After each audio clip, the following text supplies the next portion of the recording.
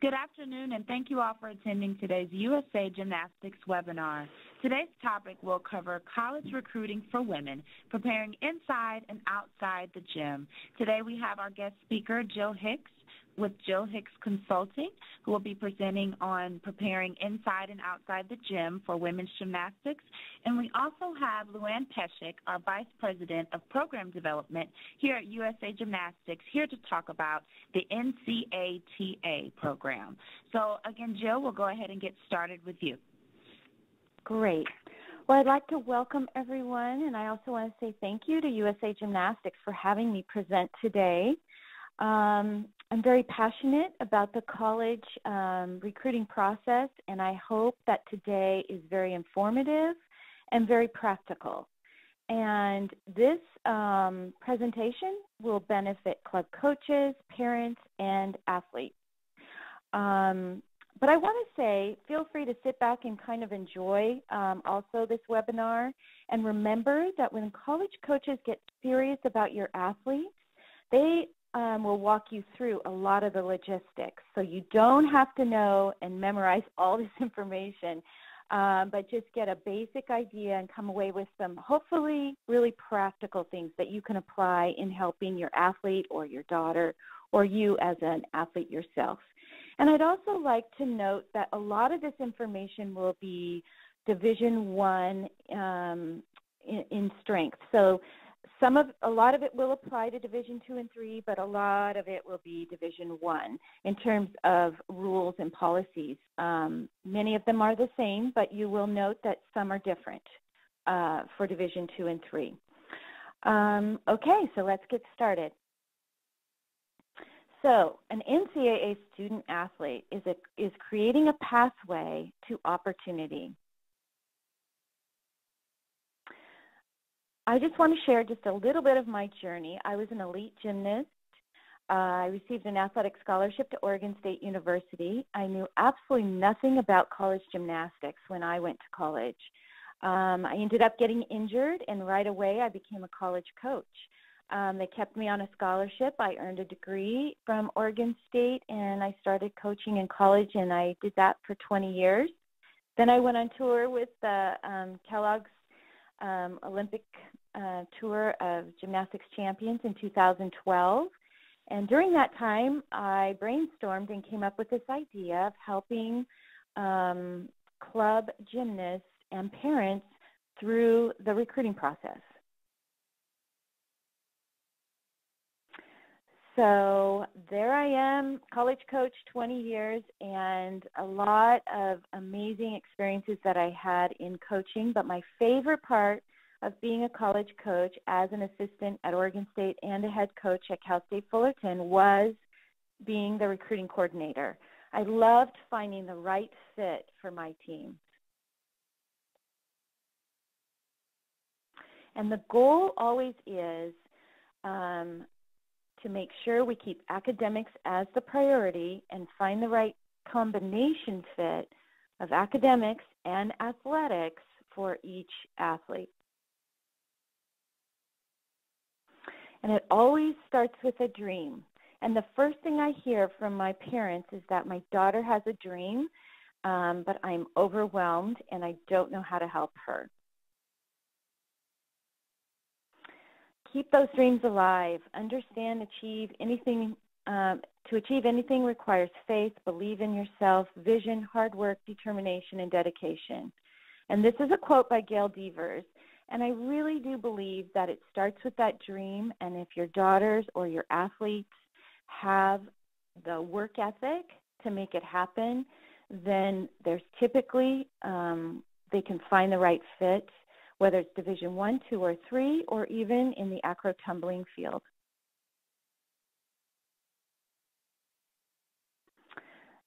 The next thing when I interview or talk to my clients is I ask them, why do you want to do college gymnastics?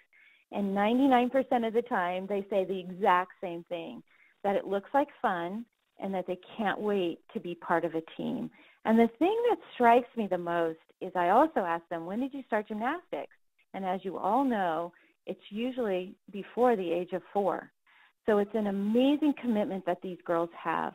An amazing perseverance is what I see in all the girls to stay in the college or stay in club gymnastics to hopefully one day be a part of what they see on TV or they watch on videos, and that's that fun team atmosphere. Then the question comes up in their head, am I good enough? And the second one is, will the coaches be interested in me? And I'm going to try to answer those questions today. So the topics we're going to cover, there's 10 lessons.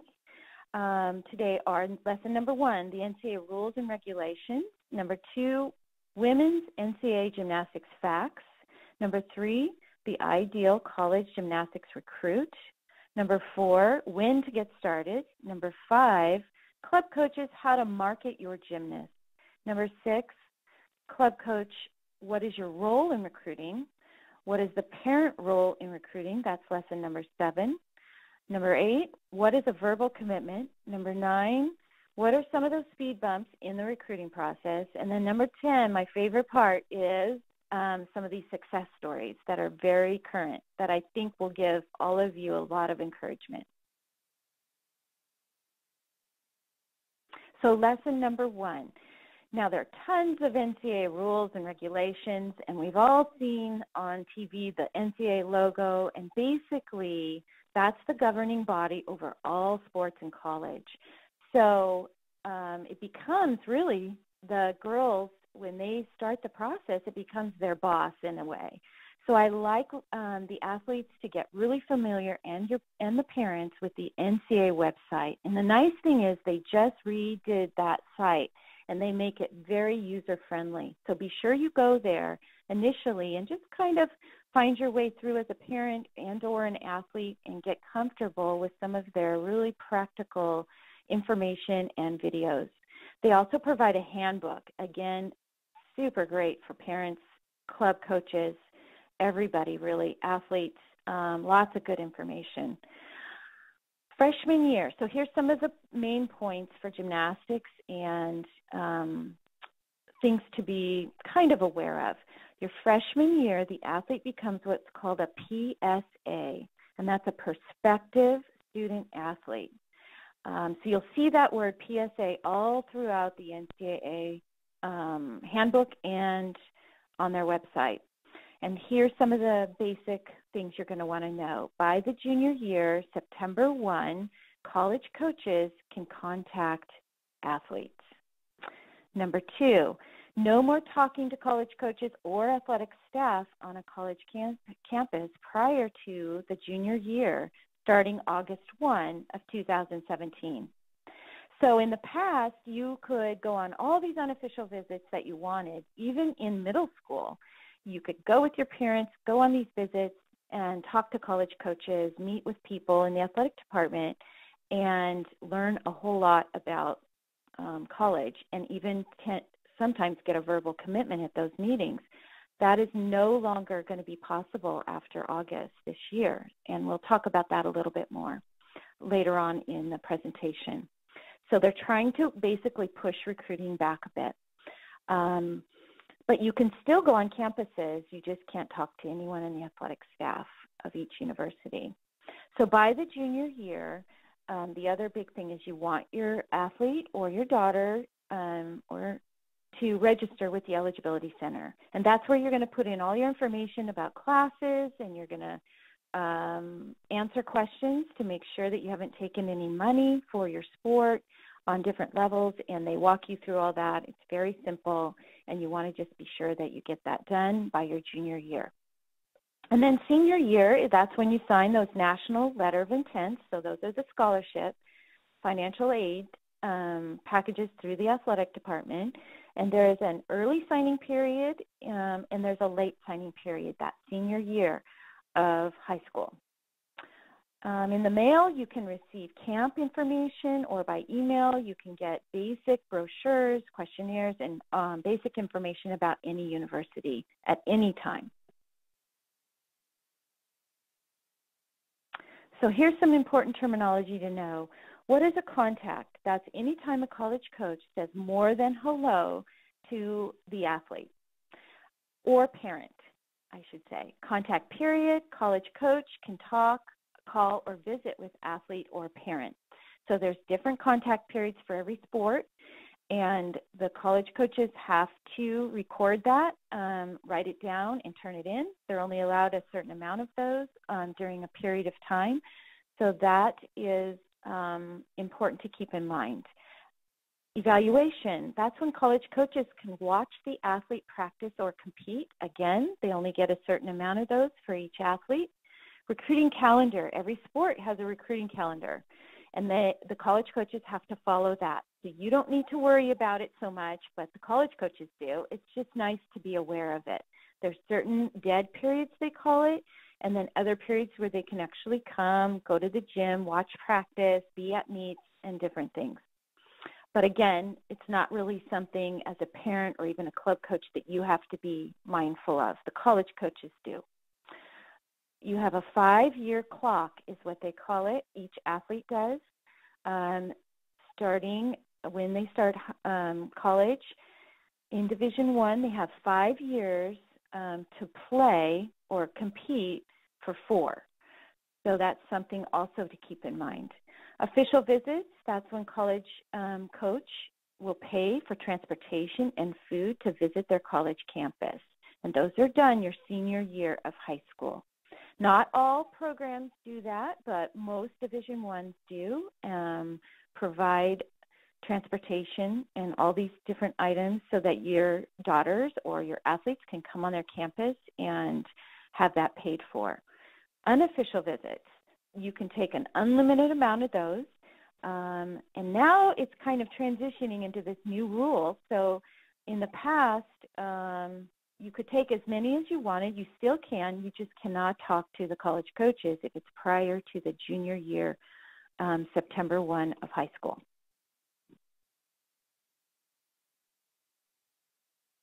All right, we're on lesson number 2.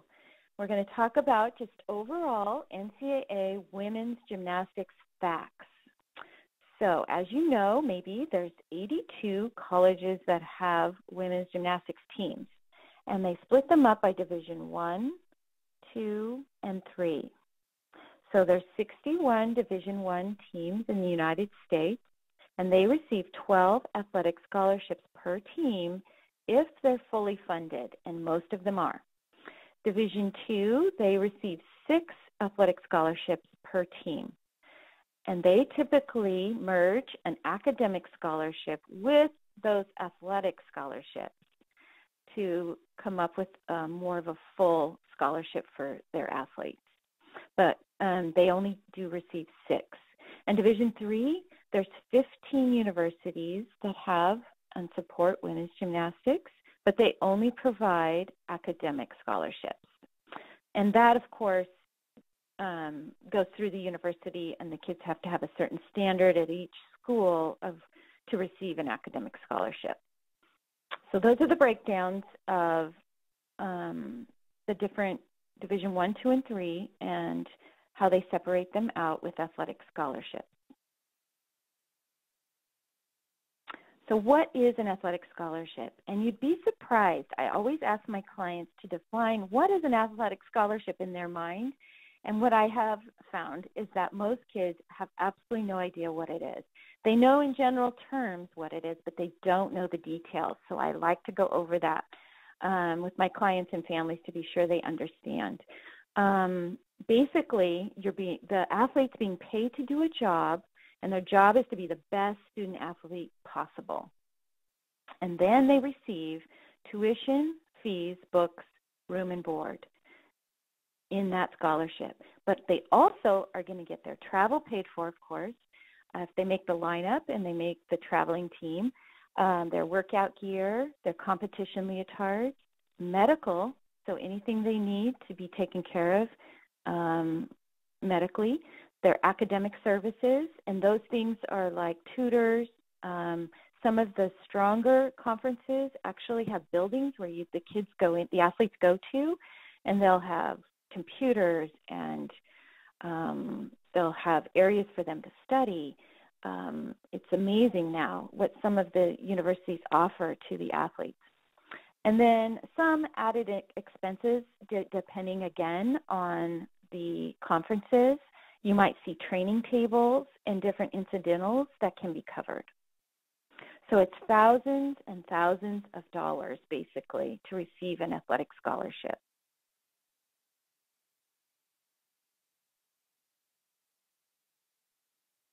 So then, what is a walk-on? A walk-on is when the parent, or you might be on an academic, the athlete might be on an academic scholarship, and that pays for the tuition, fees, books, room, and board. But a walk-on is typically recruited to a team. So you don't just show up and try out, although some, maybe Division II and III teams, might do it that way, but the Division I programs, the athlete is recruited to the team. And every head coach has a different requirement for a walk-on. Some colleges love having walk-ons, and you'll see like 6 to 10 girls that could be walking on. Other schools, you might only see one or none. So it just depends on the head coach and their desires in wanting walk-ons or not. You usually need to be strong in at least 2 events to make that lineup. So it's not like a walk-on can just be a nice girl who has good grades, although academics are a huge part of being a really good candidate to be a walk-on. You still have to be able to be strong enough to make that lineup. Typically, they like low-maintenance type of personalities, so it's really important that a walk-on is not going to get into trouble or have any issues, because as a head coach, they're already feeling like they have to juggle a team of 12. And so that walk-on typically has a really low-maintenance type of personality. They're strong in their academics. They're a team player or even a very strong leader. And you can potentially, down the road, earn a scholarship. But what I tell all my parents is be prepared to pay for your daughter's 4 years of college or whatever it takes, because you don't want to go into a situation as a walk-on putting pressure on the gymnast to feel like they have to earn a scholarship to stay. It really should be a university that's the right fit for your daughter or the athlete, so that they don't have to transfer and that there isn't that added pressure to have to earn a scholarship to be able to make it through financially.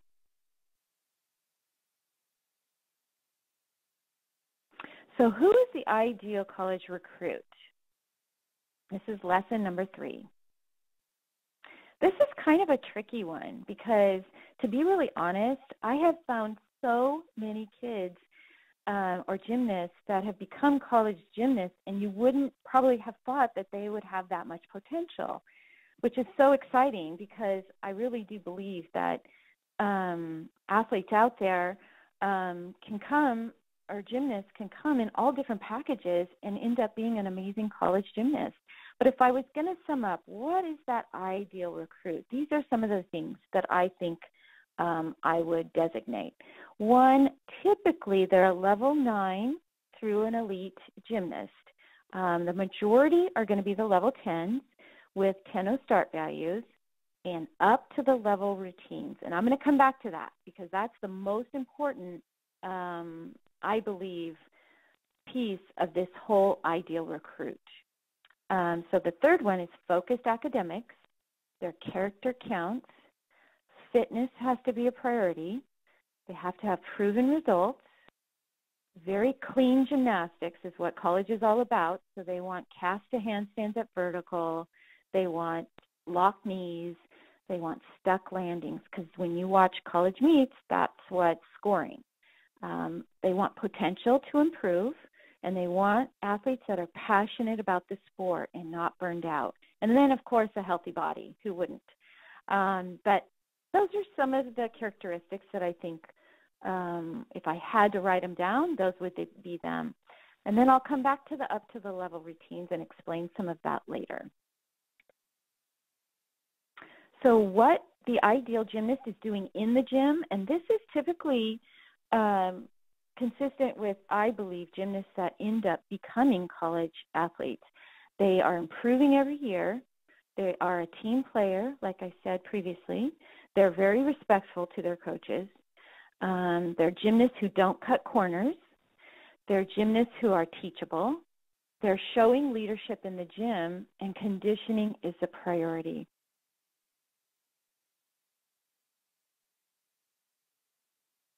So specific items recruiters look for in the gym. And I shared a couple of these in regards to clean gymnastics, but let me break them down a little bit more. So they want to see that 180 split on leaps and jumps. Stuck landings, cast handstands to vertical on bars is so crucial. Strong endurance, minimal deductions throughout their routines, explosive vaults, high release move on bars, pointed toes, locked knees, all the way throughout their beam and floor routines and bars, of course. And performance quality on floor and beam is huge. So all these things combined are typically things when college coaches are coming into the gym or watching videos or going to meets. These are the things that are going to stand out to them. And also I'd like to say some kids may not reach the potential on all these levels, but college coaches, just like you as club coaches, can see the potential. And some kids don't even hit their stride until late into high school or even in college. One of the beautiful things of being a college coach that I love so much was actually seeing freshmen come in and improve in their gymnastics performance quality or their ability to have clean gymnastics while they were a college gymnast. So it's something to look for when you're, as a parent, you're guiding your daughter through the college recruiting process, or you're a club coach, to really watch for programs out there that you see kids that are improving in their gymnastics as they are a college athlete. So it doesn't mean you have to have all these things that I listed here in perfect order or perfect ability, because some colleges actually see the potential and then work on it even when they're a college gymnast. But if they see a great attitude and someone with great work ethic and they think they're close to these, they will often be interested in your athlete. So something to keep in mind. So one of the key things that college coaches look for, as well as all those other ideal things that I just went through, is they're looking for the right fit into the culture of their team. Now, I know as club coaches, you're often feeling like you're just trying to get those skills and help your athletes learn those skills. But please, please try to remember to also talk about attitude and leadership and all those other qualities that come out in their personality too, because college coaches they fall in love with kids who have the right personality and are going to be the right fit for their team in their character qualities. And of course, leadership is huge. And then another area to keep in mind, especially as our culture gets more and more involved in social media and the kids get more involved in social media, is to keep reminding your, whether it's your own daughter or your club gymnast, that social media is huge right now in the recruiting process, and that the kid's reputation is always on the line. And college coaches are following kids to find out what are they really like. Because everyone puts on their best game when they are on recruiting trips and talking to college coaches and sending emails. But one way that college coaches can find out what kids are really like is to follow them and see what they're posting. So these are some things that I like to go over, reminding them that nothing is ever truly private. So sometimes they forget when they're posting things that it's actually going to people, not just their best friends who think they're cool, but also to college coaches. And that it's a tool and not a toy. And that if you retweet something, you're owning it. So just because someone else posted it, if you retweet it, that is going to affect your image. So what are some things they can do? Be supportive of others in their comments and share news and positive things. And I'd also like to say that Instagram is becoming a really strong way of recruiting. So if you have an athlete, they should have an Instagram, and a parent should be monitoring that.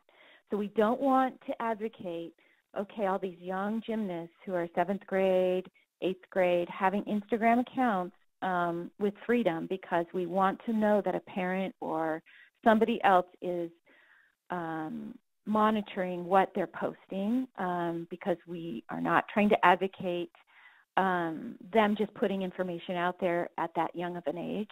But I must say Instagram is a great way to put videos of what they're learning in the gym, and college coaches love to follow them. It's just such an easy, streamlined way for them to really see day to day what's going on in their world and in their gym. So keep an eye on it. If you're a parent, make sure that it's open to you to see every single day, and monitor all ages, even in high school. There should be accountability with social media, but realize that it is the wave of the future for recruiting.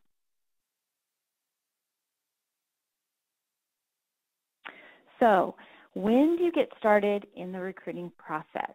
This is lesson number 4. So there's 3 phases that I've come up with to try to help families understand the recruiting process. That I call it the early phase, the normal phase, and the late phase. So as many of you have heard, many girls are getting recruited before 9th grade. So I would call that those junior elites, those hot shots that become level 10s before 9th grade. That would be the early recruiting phase. Then there's kind of a normal phase, and that would be level 9s and 10s that become those levels their freshman to junior year of high school. And then there's the late recruiting phase, and that might be those late bloomers, level 9s and 10s, their junior and senior year of high school. So keep in mind the process is changing, and it may be changing more drastically in the near future. There's new legislation that's being discussed right now, and the goal of the NCAA is to establish potentially rules in the future that would require the college coach to wait until the junior year of high school to make any type of verbal offer or be involved in unofficial visits. So we know of that one rule that's starting August 1, but there are layers and layers to this that I believe is going to hopefully push the recruiting back into high school instead of feeling that pressure in middle school. So we'll see what they do in the future, but these are the 3 phases, and they're all okay. So don't panic if you don't have early, phased kids being recruited, or if your daughter's more of a late bloomer, it's A-okay. You might not have as many options, but you can still be recruited to college, which is very exciting. So when do you get started? I say research early. Athletes, gymnasts can start before they're level 10. Exposure, same thing, any time. It doesn't have to be you wait till level 10 to get started in the recruiting process. There's so much you can be doing with exposure as well. Emailing college coaches, I prefer, having been a college coach, that I don't, if a lot of college coaches or families feel like they're all a little bit different in how people are going to approach the emailing. But my suggestion is that you wait until you're at the level of the college that you want to pursue. So there's 2 ways of thinking about this. If a college coach is going to receive a bunch of emails from athletes that aren't at their level, they might delete those. So then you won't know that if you start sending at level 8 and level 9 all your information to college coaches because you're nervous and you feel like you have to, and those things could just get deleted. Or a college coach might file it and then pull it out later and see how the athlete has developed. So there's kind of 2 ways of thinking about that.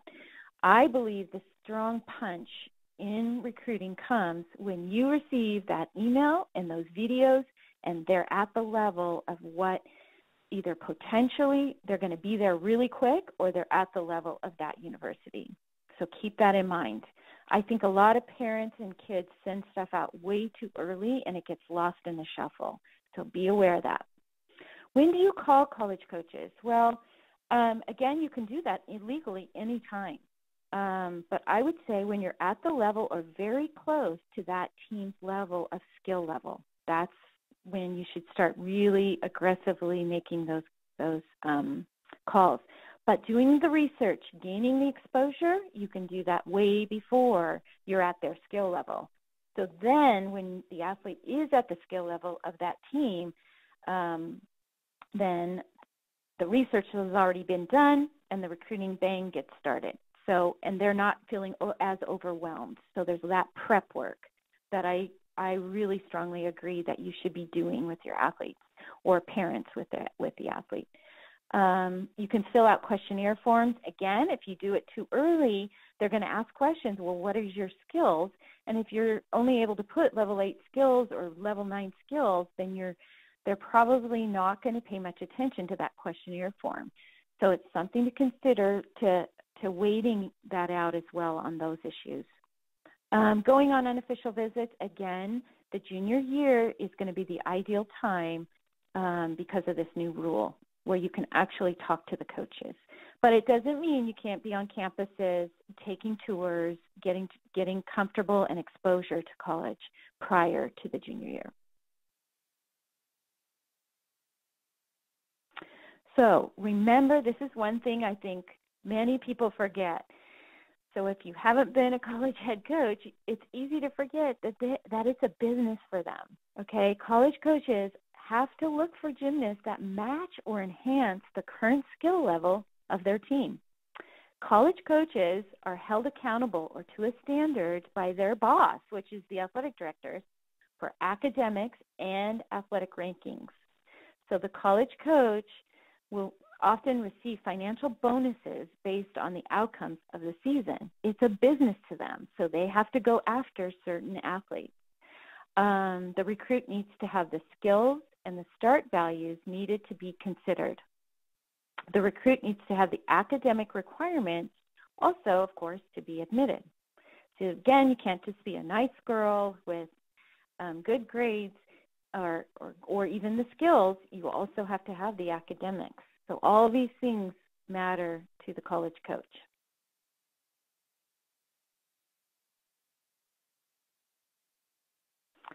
One thing I'd like to say, in just looking at this photo here, I want to remind everybody involved that with early recruiting, we really want parents to be right there with their athletes. It's important that the gymnast is making the phone calls and doing the talking, but we want the parents to be right there, being sure that all the communication and all the interaction involved is very safe and appropriate, and you definitely, as a parent and a club coach, can be overseeing the entire process so that there's definitely that safety is being taken care of so that in the end the right decision is made, but also we want the athletes to feel comfortable and respected and completely safe throughout the entire process. And I really do advocate that, especially with the young ones. So keep that in mind, depending on the age level of your athletes and when college coaches are visiting and when they start, being on college campuses, going to summer camps, all those things. Be sure you're talking to and having great open communication with your daughters, with your gymnasts. So here's a recruiting typical timeline. College coach observes the gymnast at a meet. Gymnast sends information to college coach. College coach comes to watch practice or talks to the club coach, because not all colleges, be mindful, they don't all have the budget to go watch practice. But it's a big sign when a college coach comes to watch an athlete at their gym that they're very serious. College coach invites gymnasts maybe to campus. College coach makes the verbal offer. Gymnast accepts the verbal offer. then her senior year she signs the NLI or commits to a walk-on. Gymnast goes on official visit her senior year, and then gymnast graduates from high school and would start college. Sometimes they start in the summer prior to the fall, and they'll take one class just to get acquainted with the university and the team. But typically in the fall, of course, they're going to start college. Lesson 5, club coaches, how to market your gymnast. Number 1, I always recommend communication. So sit down with your gymnast and parent, establish some realistic goals athletically for their college desires. Remember, club coaches, you are that point person that really helps the parent understand the level that you think the athlete's going to be at for college gymnastics. Because oftentimes I find the parents are just lost in gymnastics because it's so technical and they don't understand values, they don't understand scoring. So it's really helpful if the club coach sits down and has that solid communication, a meeting with the parent and the gymnast right from the get-go. And try to do that by 9th grade or even 8th grade. Gather the footage, video footage and training, of course, and at meets. Have a gymnast resume. So all your gymnasts that want to do college gymnastics, I recommend having a small resume in your office at the club so you can distribute it if a club coach comes to practice. Or if you're at meets, you can do the same thing. And also, many clubs have websites now that show each athlete and what level they are and their academics and their videos. And, of course, that's really helpful to the college coaches. And then exposure, attend college showcases if you can, allow gymnasts to attend college summer camps. I realize that's somewhat controversial. Some club coaches don't like their athletes to go to the summer camps. They may have had a bad experience with one of them being injured or getting sick or whatever can go on, or they have to travel so far. But I'm telling you, it is going to become the one great way with all these rule changes that college coaches can really have hands-on experience with the athlete. Now, they're not supposed to talk about recruiting at the summer college camps, but they can talk to them, get to know them, create the relationship. It's huge. So keep all of that in mind when you make decisions of allowing your athletes to go to these summer camps.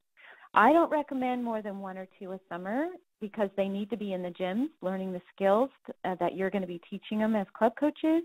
But if they can, these camps are only 2 or 3 days sometimes. They're a great avenue for being recruited.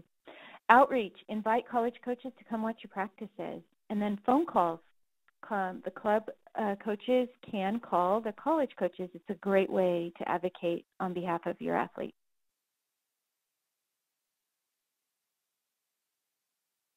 Lesson number 6, club coaches, what is your role in the recruiting process? Number 1 is to partner with your gymnast and the parent in the process.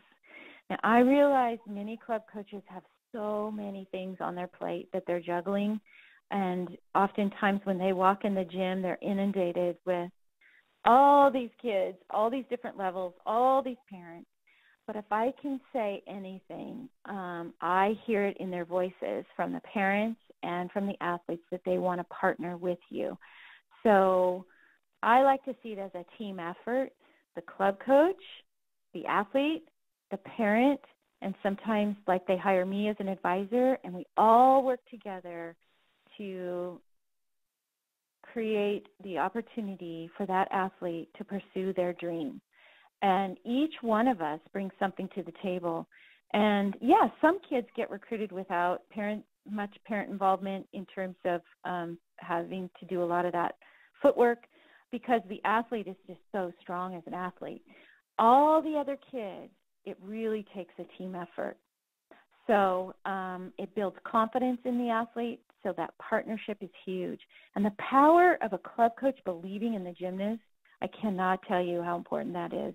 Most of the time you'd be surprised the gymnast does not have the confidence to walk through this process, and they wonder if they're good enough. And, yeah, they have to do the work. They have to gain confidence. They have to compete. They have to do all those things. But having a club coach that really believes in them is so powerful. And it starts with open communication about her desires. And, of course, I want club coaches to be realistic. That's huge because oftentimes you see parents who are just spinning their wheels on these universities that aren't going to be realistic for their daughter. So that's where the club coach comes in to gently say, hey, it looks like if I had to look down the road in a crystal ball, this is where your daughter's going to end up. And then it really helps them target the right schools. Strategize in the gym what skills they need, and please allow videoing of skills. I know it can be annoying, but if they can just run over, grab their phone, and start videoing what they're working on, it really helps the recruiting process. Of course, those 10 start values we all know are huge because that's what the college meets are based upon, 10 start values at the JO level. But most people do not understand what up to the level routine awareness is. That is crucial. So I'm going to share this really quick, and you can call me afterwards if you want to talk more about this. But the college coaches get together every year at the end of the season, and they modify the JO rules to fit what they think is going to work best for college meets. So, for example, everybody knows the Yurchenko layout full devalued to $9.95 for college. And a lot of the reason was there were just so many kids that could do it and do it well, but it was getting kind of boring.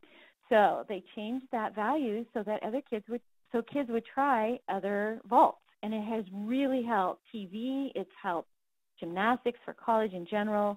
It's been a great positive move. But on every event, there are actual changes or modification to the JO rules that the college coaches will be looking for when they recruit. So things like on each event, they want to see a second D salto on beam, so not just like the back handspring layout, for example. They want to see a front aerial. They want to see another D, like a punch front.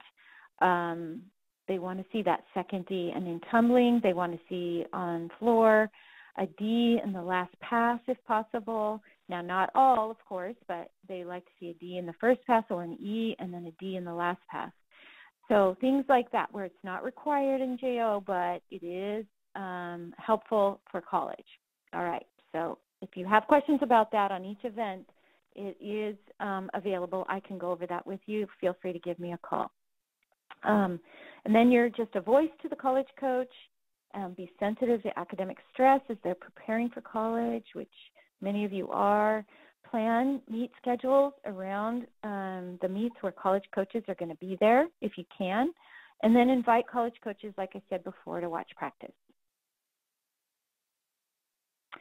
All right, here's the parent wondering, how do I fit in? That's our next lesson. So what is your role as a parent in the recruiting process? Number one, empower your daughter. So you are that voice at home that stays positive, be realistic, but really empowers your daughter, but let her lead the process. You want to be sure, even though she doesn't know what in the heck college gymnastics is all about, but you want to feel like she is leading. You don't want to get out in front of her, because when college coaches sense that, then they wonder if they're going to get burned out or they're not passionate anymore. So be sure that she's leading, but you're standing right there beside her, protecting her, keeping everything safe, keeping everything realistic.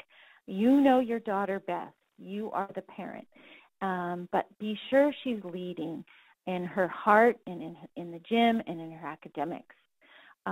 So remember, gymnasts needs to drive the recruiting. Gymnasts need to be the one constructing the emails with supervision. So the parent is there to help them be sure that, what they're writing is going to be things that the college coaches are looking for. But even if there's typos or grammar errors, I used to love that because I knew that it was coming from the athlete and not the parent. So if you go through and correct everything, that can sometimes in the long run, if that's happening over and over, and I could tell that the verbiage was more coming from a parent than the athlete, then it would make me wonder, does the athlete really want this? Or does the parent want this more? So be cautious of that.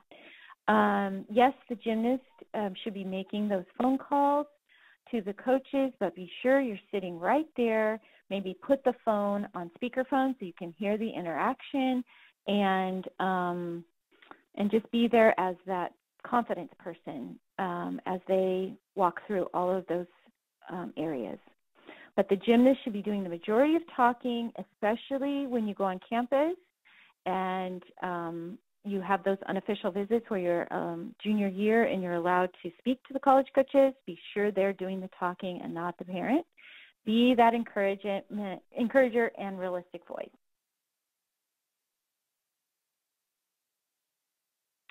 So now we're going to talk about the verbal agreement. I just love this photo, even though it makes me cringe. But this is kind of becoming in different sports. Obviously, they're way, way young, but, you know, the whole idea of verbaling early. Let's talk about what that entails. So what is a verbal commitment? It's your word as well as the coach's word. The college coach is basically going to be saving a scholarship for the athlete. So in the past, before they started this new rule, those verbal offers were happening, some of you I'm sure are aware, in like eighth grade, ninth grade. So it's a commitment that's just made verbally, but it can be broken at any time on either end. You should be extremely sure of your choice before the athlete makes a verbal commitment. The athlete is committing to staying at a certain level of gymnastics and improving each year. You're keeping your grades up. The athlete's staying, doing well in school up to the standard needed for the academics of that university that they've committed to. The athlete's staying fit, well-conditioned. If there's an injury, the athlete's working towards healing, doing everything possible to stay strong and regain all skills and routines.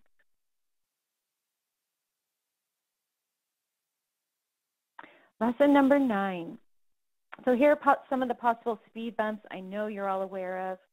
Injuries.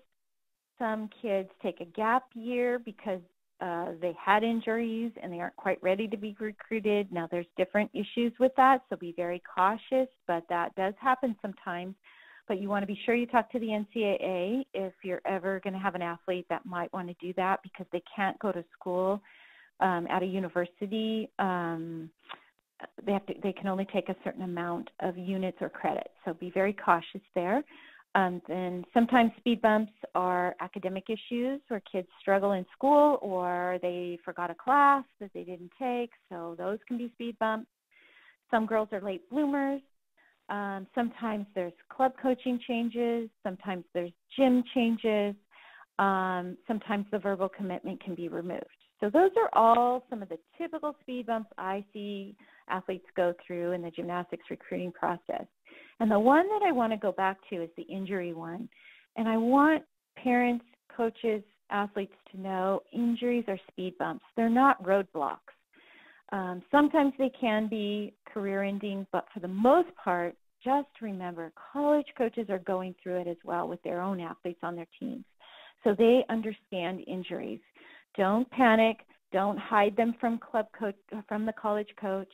They understand them. Work through them and talk about what you're doing and use it as a positive and don't see it as all negative.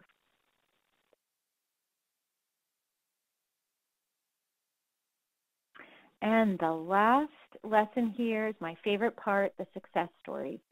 So like I said, I've had level 10 late bloomers get scholarships, level 10s who never qualified to JO Nationals. I've had walk-ons who've earned scholarships. And you've all seen these things, I'm sure. Injuries during a crucial year of recruiting who earn scholarships, gymnasts who are only strong on 2 events, who get great walk-on opportunities, and then level 8s and 9s that also are on college gymnastics teams.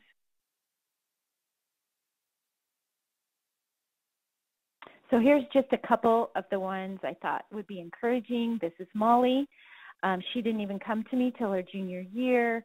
And she has ended up making her decision to go to Wisconsin Eau Claire. She is extremely happy and, like I said, wasn't really a strong level 10 till very late. Grace is on the right there. She's at UNC.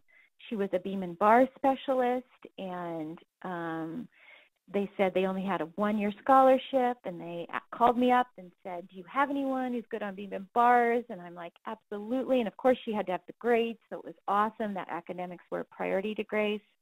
They gave her a one-year scholarship. She just finished her freshman year, had an amazing year, and they offered her a second year. So you never know.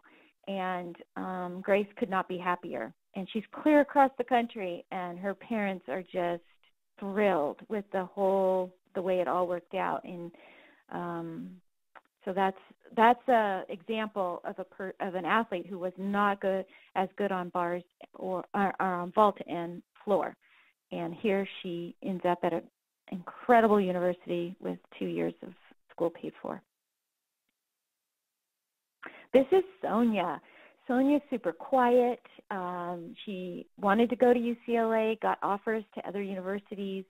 I was able to encourage her to go on an unofficial visit at UCLA.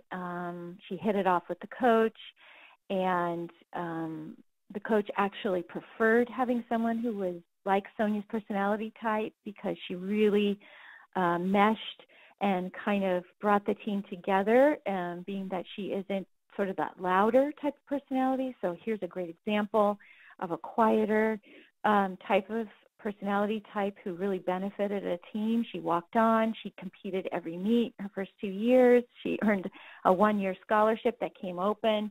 I mean, it just couldn't have been a better fit. And in the beginning, you would have never thought that Sonia would have ended up at UCLA. So that's another really neat example. This is Michaela, and her family hired me to work with both their daughters, and I was talking to a college coach, and they said they had an opportunity for somebody at Michaela's, not at Michaela's year. In fact, she wouldn't have graduated till the following year. And so I talked to the family and said, hey, you should call UNC and talk to the coaches if Michaela has any interest of graduating early. And I don't usually, that's not something I encourage all the time, but in this situation it was the perfect fit. And they had a full scholarship, and she's doing fabulously. This is another really neat story.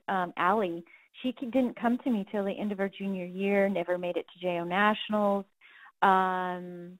started the process really late, super shy, hadn't reached out to any schools because, believe it or not, she thought she wasn't good enough. And I'm like, Allie, you're great. Let's get you out there. So we did. We got her out there and got some exposure. She went to the Ivy Leagues, and she ended up being the right fit for Brown University. So another really fun success story. This is Alana. Oh, my goodness. She tore her Achilles her junior year. And so continued to stay strong, rehab, get back in the gym, kept communicating with coaches. She actually took a year off of or didn't, go to college the year she should have. She was in 2016, and now she received a scholarship to SEMO and is thrilled to death. So, again, a major injury, but an athlete who didn't give up and had a big supportive group around her, family and coaches, and it all worked out. This is Kendall, another success story. Her family could afford for her to walk on somewhere, so she kept going on visits, but not until late into her senior year. And she made her final decision to walk on to UCLA. It was her dream school, and her family was able to make it happen, like I said, financially. And she took her time and didn't panic, being that she was a senior, and went on all her visits. And in the end, that was the right fit for her, and it's the best fit for her, both gymnastics and academics. Again, she's strong on 2 events and wasn't strong on 4 events, and so it was a great fit and another success story.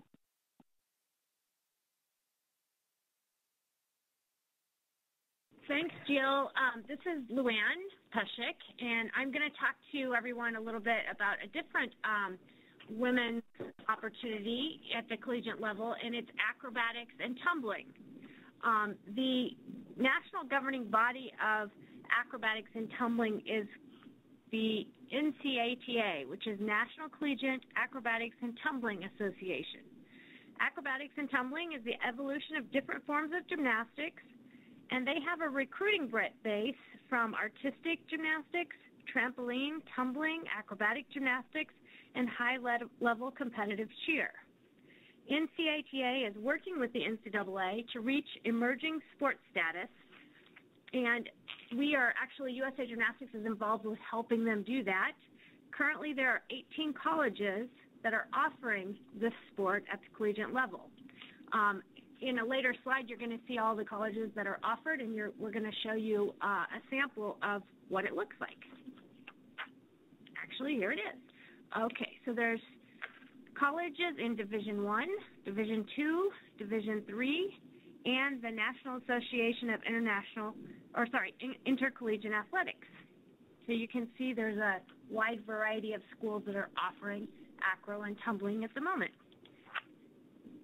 The competitive season it's a spring sport, competing February through April.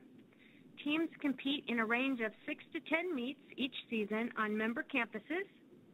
Their national championships takes place in April, and it's usually held on a college campus. They have 8-team single elimination tournament. They have individual event finals in acro, pyramid, toss, and tumbling heats. And similar to women's artistic gymnastics, the athletes train year-round, safely progressing through the skill acquisition. And athletes train in sport-specific strength and conditioning regimens. We're going to take a look at what this sport looks like so you can kind of get an idea of what a meet would involve.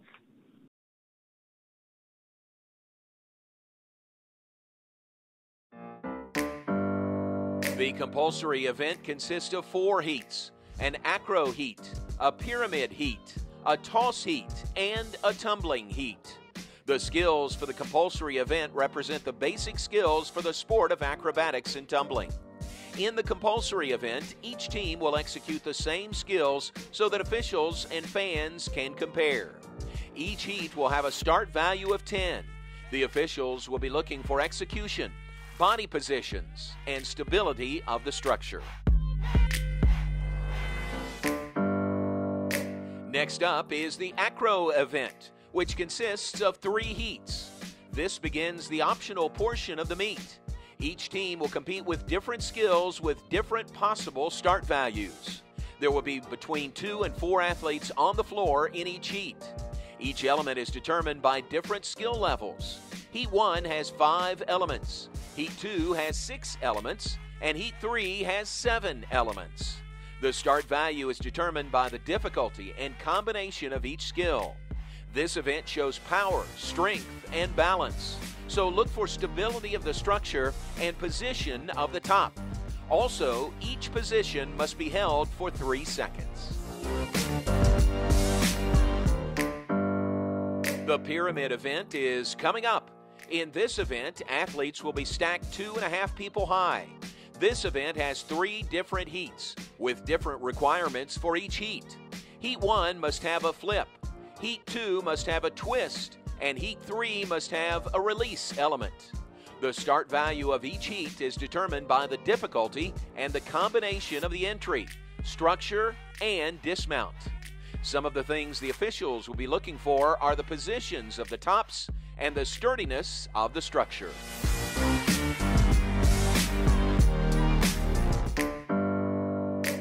The next event is the toss event.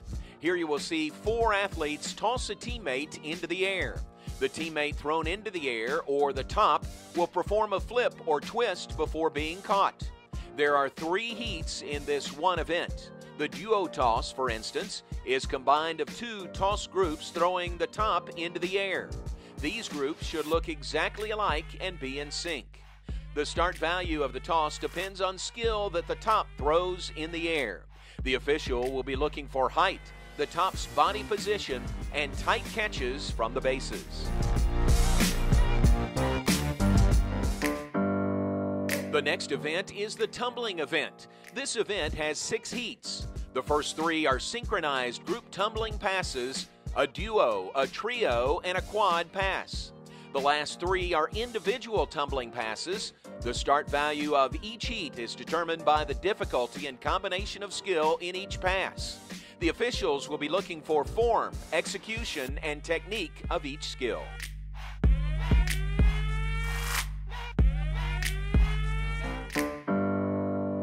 The team event is the last event at the meet.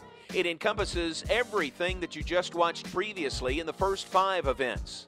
The team event features up to 24 athletes on the floor at one time performing synchronized acro, tosses, pyramids, and tumbling in a 2-minute and 30-second routine, all set to music. In this event, the judges are looking for stability of the structures, body positioning, and technique of the tumbling. This is a very fast-paced event, so be sure to keep your eyes peeled.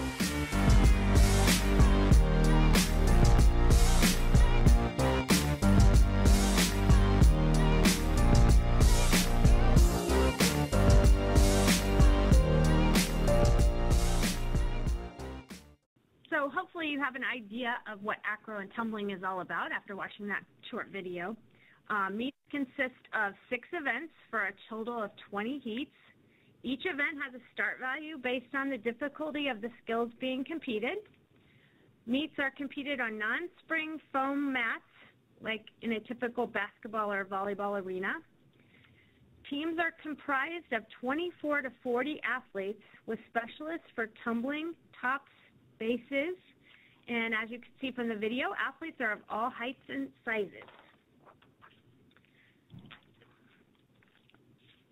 Scholarship opportunities.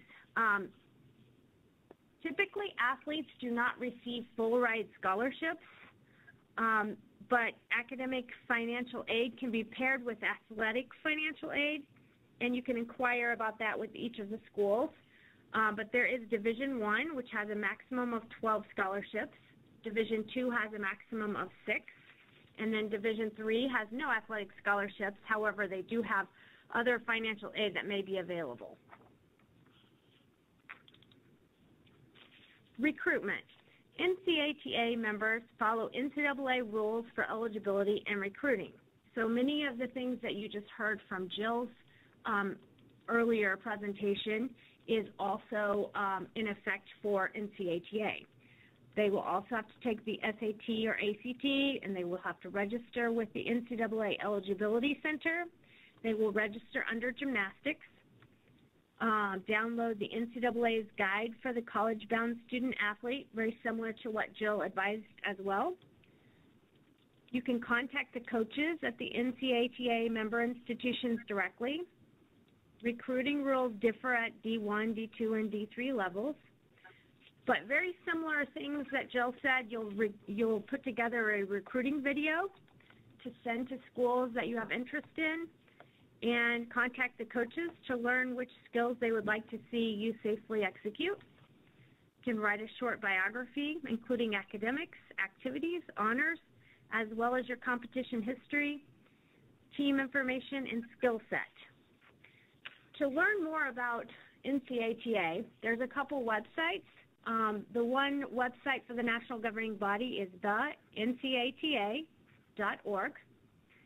And if you also want to see a list of the schools, you can see that at usagym.org. Click on college, and then click on collegiate programs, and you'll see men, women, and acro and tumbling. And if you open up the acro and tumbling file, you'll see all of the schools, and you also have the coaches' information there as well. Okay, thank you, Luann. And now we'll actually pull up Jill Hicks' information. Quite a few of you are asking about information and where you can contact her. We have her contact information here, and Jill and Luann will go ahead and jump right into the questions for you all. So the first question is regarding verbal commitment. Is the age for verbal commitment to a college 14 years old or a junior in high school? And what are the rules about unofficial recruiting visits by a college coach at a club gym, coming to a club gym? Okay, so I'll answer that for gymnastics. Basically, the verbal commitments are still going to happen. They can happen at any age.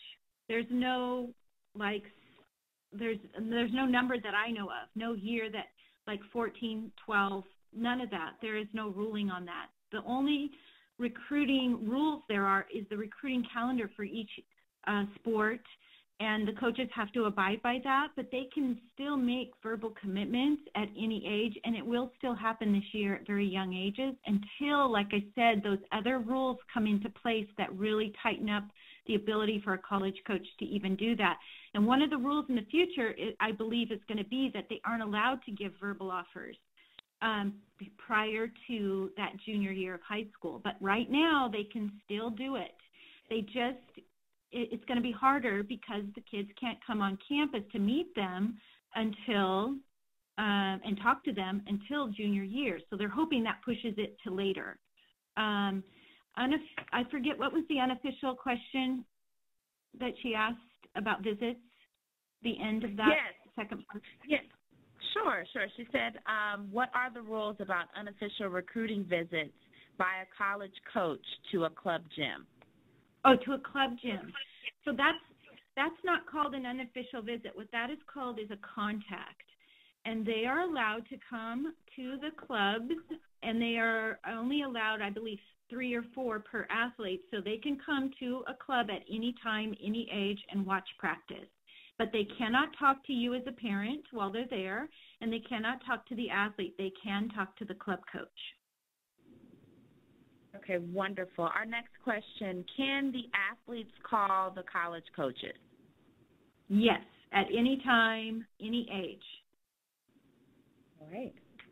Next question, does your gym need to have a strong optional program for colleges to look at your gymnast? Well, I'm actually going to do a post about that coming up because I've had that question a lot. Here's what I would say. If your daughter is very talented, has the skill level, and she's performing well, they will come to you. They will come to your club. You don't have to worry over that. But if your daughter, let's say, is more of an average level 10, isn't what I would consider a standout or like a blue chip recruit, then it's going to be more challenging to get the exposure and to have them come to your club. They're not just going to do that unless they're very serious. So you can invite them, but typically they're not going to make that effort unless they really feel strongly that your daughter is the right fit at the right skill level. So if you're at a club in a city or a state where there aren't other level 10s, then that's probably going to be a challenge, but it doesn't mean she won't get recruited. Okay, wonderful. Our next question, due to the changes as of August 1st in regards to athletes no longer being able to make official visits on campus, how will this change the face of college recruiting? So we're hoping that it encourages the college coaches to not make those verbal offers so early. And if they stop doing that, then it will really help everybody to recruit later. But the problem is they can still come and watch practice at any age, and they can still, the club girl can, the gymnast can still call them at any age, so they can still make a verbal offer without being penalized, even over the phone. But I'm hoping that the new rules each year will get tougher and tougher for them to be able to do that, and it'll push everything back into high school. But they will still recruit early until those rules get tighter. Okay, wonderful. Our next question, is there a difference between D1 Ivy League colleges and a normal D1 school? There's obviously a big difference academically. Those are some of our strongest academic schools that offer gymnastics. As far as the gymnastics goes, the skill level is amazingly getting stronger and stronger every single year. They're recruiting stronger athletes, but they don't often you don't see, so if you went in and looked at the rankings, they would be lower on the rankings of Division I in comparison to a lot of the other Division I schools.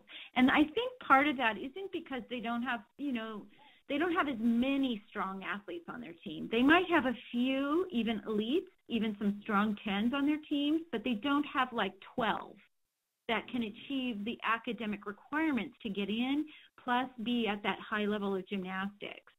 So that's why you see them not able to score and rank as high. Wonderful. Our next question, if attending a camp after August 1st, can you talk to the coaches then? If you're a junior, yes.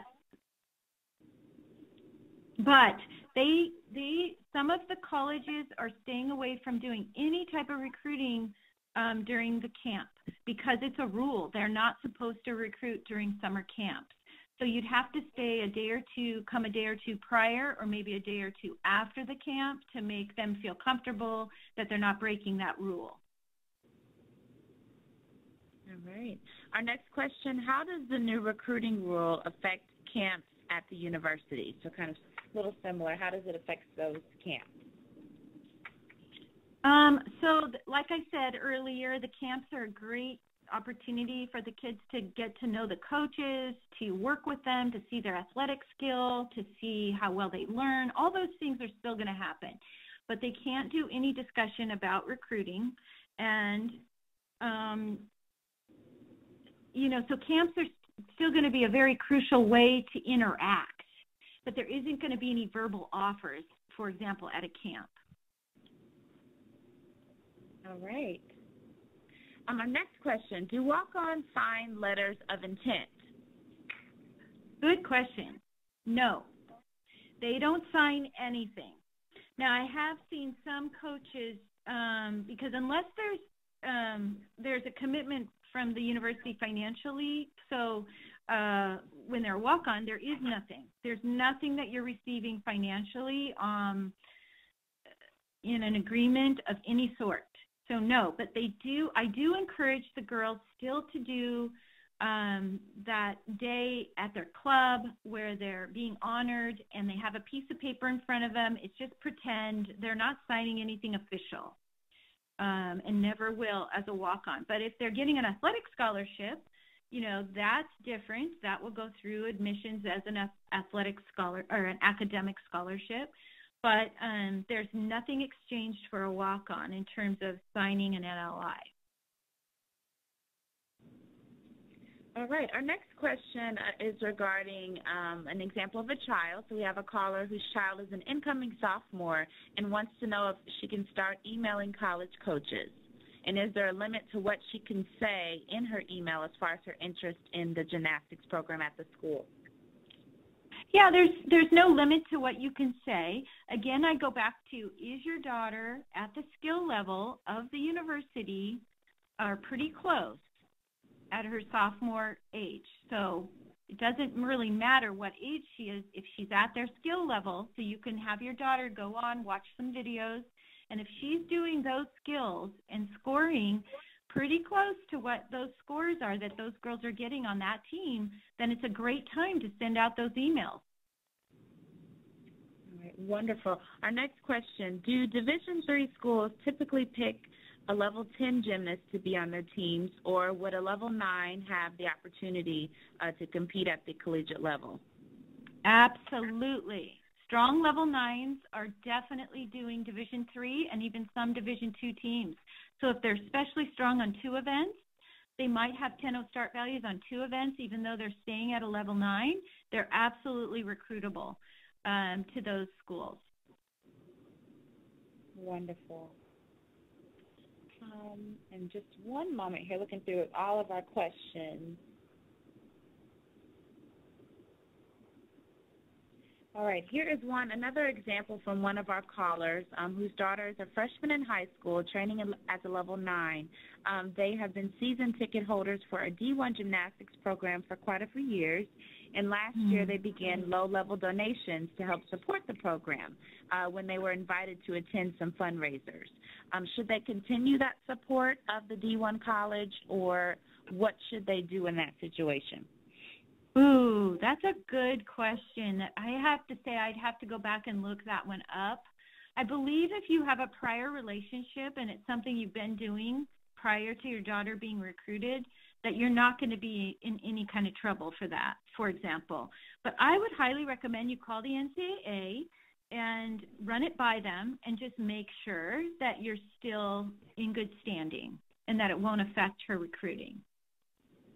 Wonderful, wonderful. Our next question, how do Ivy League schools provide funding, and are there scholarships offered at Ivy League schools for gymnastics programs? Yeah, another great question. So the Ivy Leagues are all based on need.